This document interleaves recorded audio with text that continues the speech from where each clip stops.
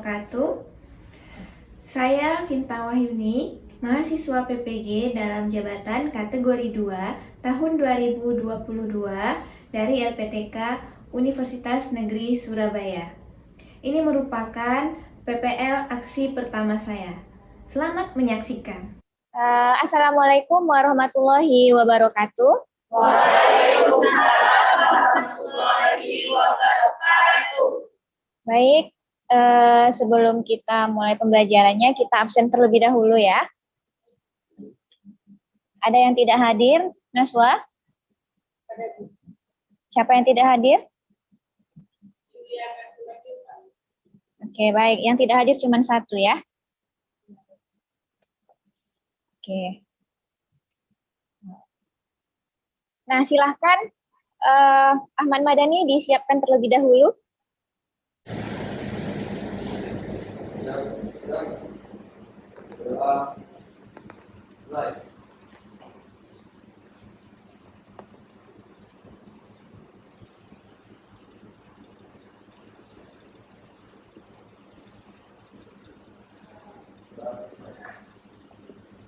Baik, jadi kita melanjutkan pembelajaran yang minggu lalu ya.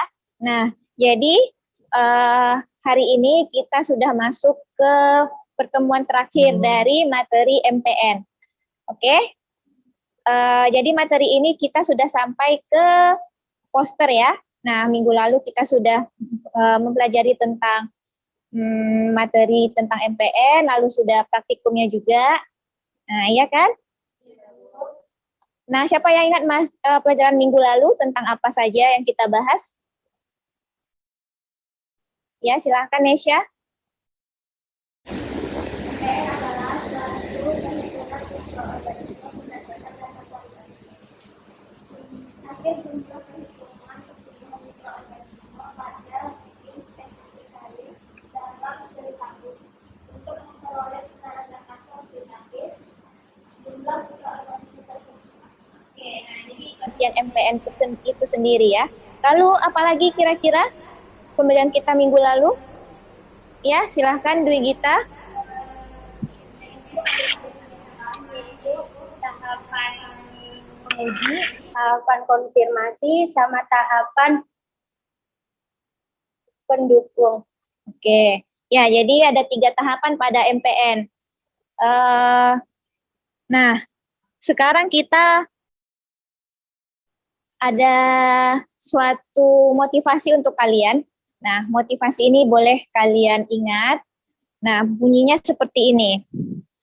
Menjauhlah dari orang-orang yang mencoba meremehkan ambisimu. Orang kecil selalu melakukan itu, tetapi yang benar-benar hebat membuatmu merasa bahwa kamu juga bisa menjadi hebat. Oke? Nah, jadi untuk tujuan pembelajaran kita itu lumayan banyak ya. Nah, yang hari ini adalah tujuan pembelajaran terakhir kita. Oke, silahkan disimak PPT Ibu ya. Jadi, tujuan pembelajaran kita itu ada sekitar 12. Nah, untuk yang nomor 11 ini, yang nomor 5 ini ya, ini kan sudah kita laksanakan. Jadi kita mengulas sedikit. Tadi sudah ya pengertian MPN itu, kalian sudah tahu, oke? Lalu bagaimana cara menganalisisnya? Sudah tahu? Kita kan sudah praktikum ya. Nah, siapa yang bisa mengulas sedikit tentang cara menganalisis MPN ini? Ya, silakan Vika.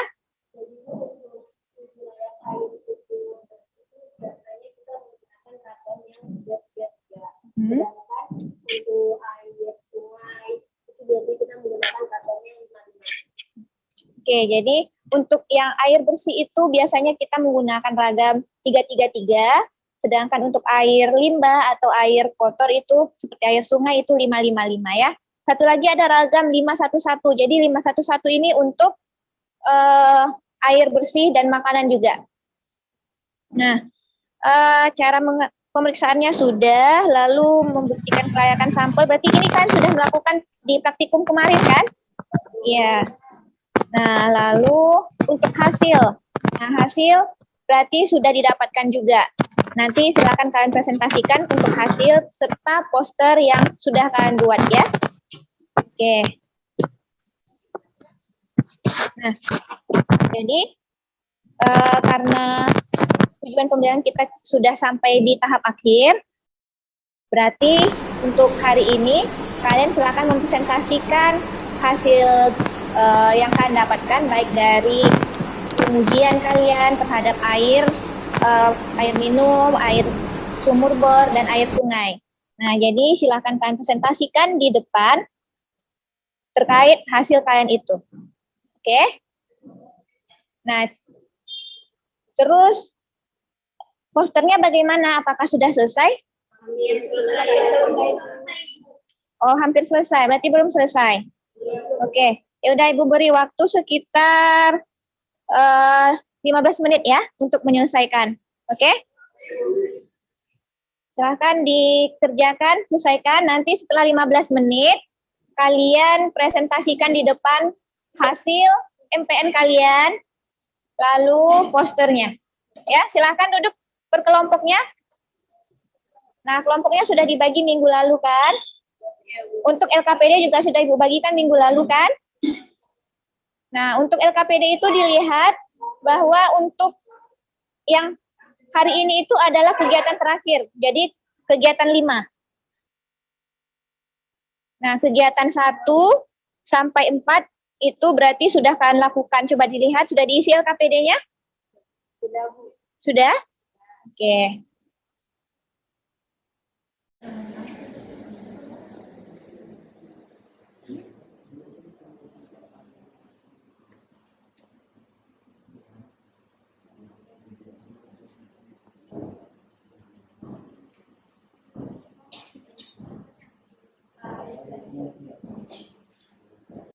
Silakan kelompok 1 dulu ya. Ya.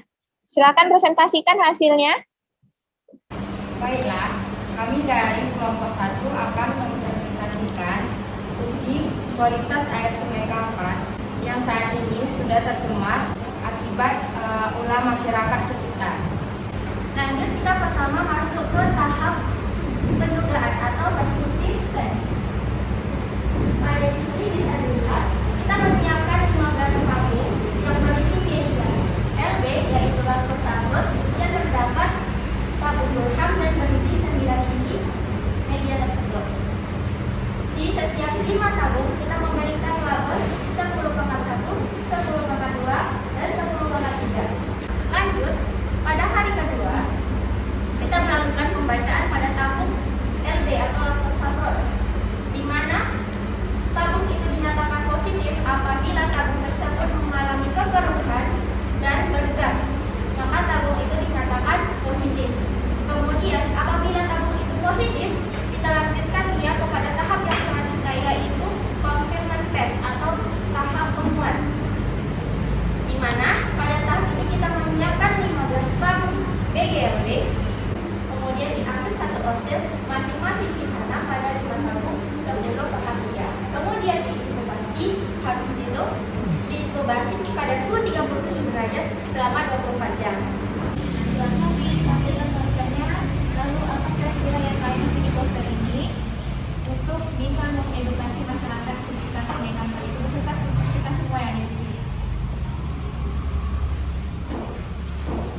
Baik, di sini Sungai Kampar yang saya buat ini posternya. Sungai Kampar saat ini sudah tercemar karena air Sungai Kampar dipenuhi sampah masyarakat. Terus air Sungai Kampar yang sudah terkontaminasi limbah pabrik dan rumah tangga, air Sungai Kampar yang mengandung bakteri, sehingga tidak layak untuk dikonsumsi, digunakan untuk aktivitas sehari-hari. Contohnya seperti mandi, mencuci pakaian, dan lain-lain. Maka, marilah kembalikan fungsi Sungai Kampar dengan menjaga kebersihan air Sungai Kampar.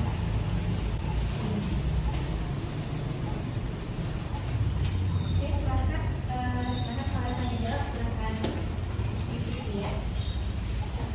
Saya mau bertanya, apakah uji penugasan itu wajib dilakukan? Pada di sini silakan menjawab pertanyaan dari. Baiklah, dari menjawab pertanyaan dari Anda. Apakah uji pelengkap harus atau wajib dilakukan?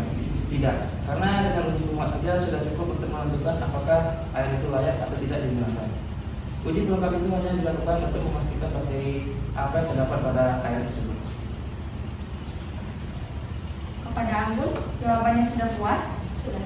Nah, untuk hasil poster kalian itu sudah bagus-bagus ya. Tapi untuk kelompok terakhir tadi masih terlalu banyak tulisan. Jadi terlalu banyak tulisan, pasti orang akan bosan membacanya. Ya kan? Nah, oke, sudah rata-rata sudah bagus. Terus tadi ada beberapa miskomunikasi ya, miskonsepsi. Nah, jadi tadi tentang masalah koli fekal dan koli tinja. Nah, itu sama ya.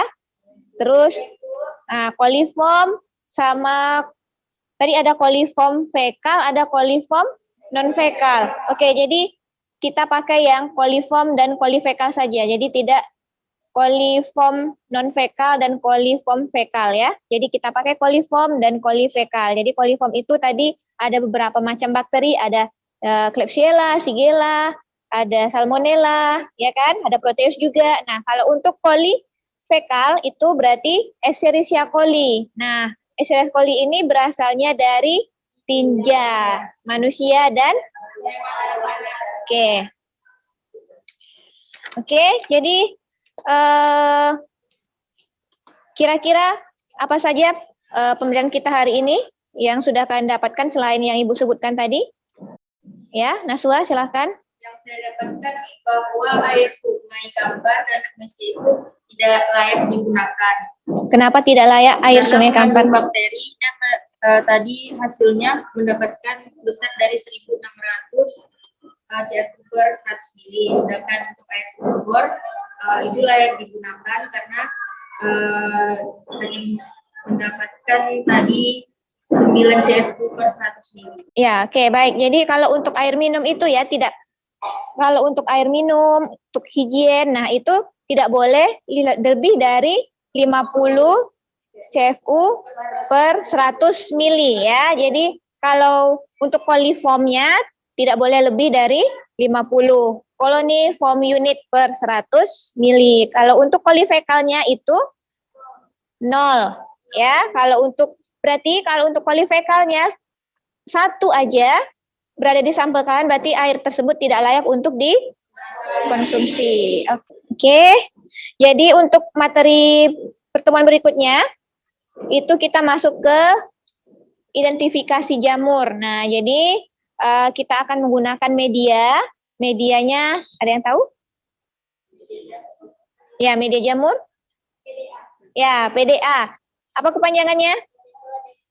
Ya, potato dextrose agar.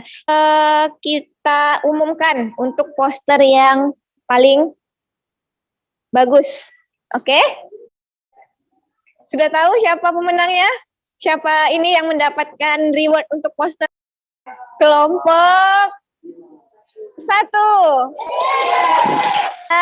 Berarti pembelajaran kita sudah selesai. Jangan lupa untuk belajar persiapan minggu depan ya. Nah, silahkan disiapkan dan berdoa.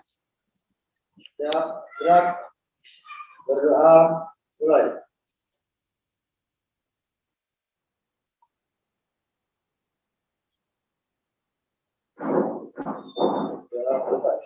Oke, terima kasih